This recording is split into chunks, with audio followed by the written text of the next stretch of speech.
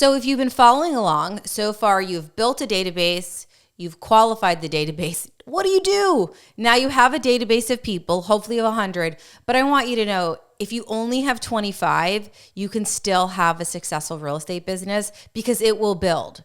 It will build over time and you will get to that magic number of 100 or even better. You're going to get 150 or 200 or 250. So you've got your people. Now what do? Well, you're going to have to start talking to them. You're going to have to start building a relationship with them that is purposeful and leads to real estate conversations. And there's a lot of different ways to do this. I love, you guys are probably going to laugh when you hear this, I love handwritten cards.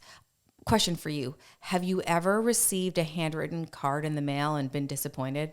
Have you been like, oh man, I wish they didn't spend the time writing me a note and wishing me happy birthday or just asking how I was or said they thought of me because they were at their favorite pizza restaurant, whatever it is. Have you ever been disappointed that someone you know has written you a handwritten card? Instead, I challenge you to think it was the opposite. You were so excited that that person spent the time to do that because it's not done that often anymore. So it's a way to stand out from other people would be to write a handwritten card every month if you don't have a lot of people in your database. If you have a lot, I challenge you to think of 36 different ways to contact them. We're going to go over all the different ways. It's really not that hard. But 36 different touches in a year is the way to love on your database. So you can send 4 handwritten cards, 4 phone calls. You could send out an email newsletter every month. That's 12 plus 8, that's 20. You can send them an anniversary on their birthday, or, anniversary card for their wedding anniversary, a birthday card. You could also send them a house anniversary card. You could send them a holiday card. So that adds 2 to 3 more cards per year. You could also do a pop-by. We're going to talk about that in the next video. I'm going to do a whole video about pop-bys, but you could do 4 to 6 pop-bys a year.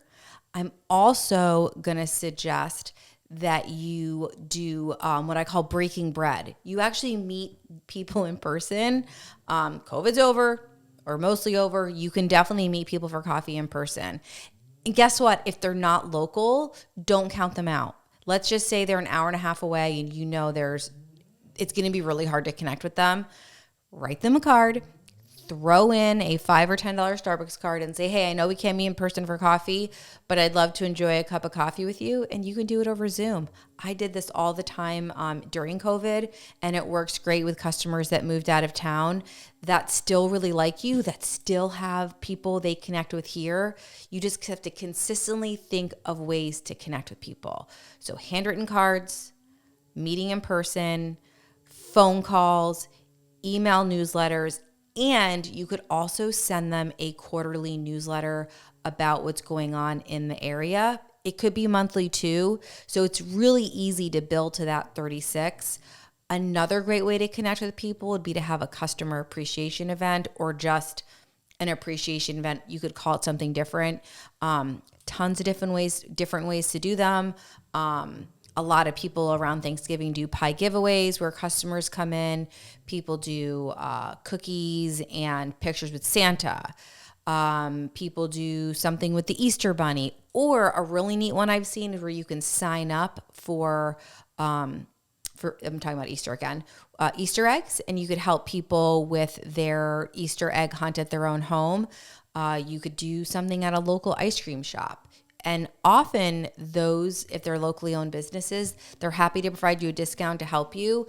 Another tip, if you're doing an email newsletter, I highly suggest you highlight a local business and see if they'll give you a 10% off coupon to bring people into their business.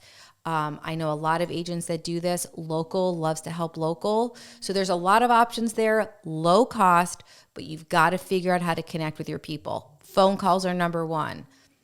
They might be really up there with handwritten cards. I absolutely love them. Newsletters. Find a newsletter service that's like set it and forget it. You do it once.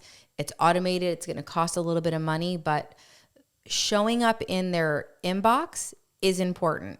You can also do customer events, pop-bys. There are so many ways to connect with people that feels authentic. It's unbelievable. Stay tuned for more.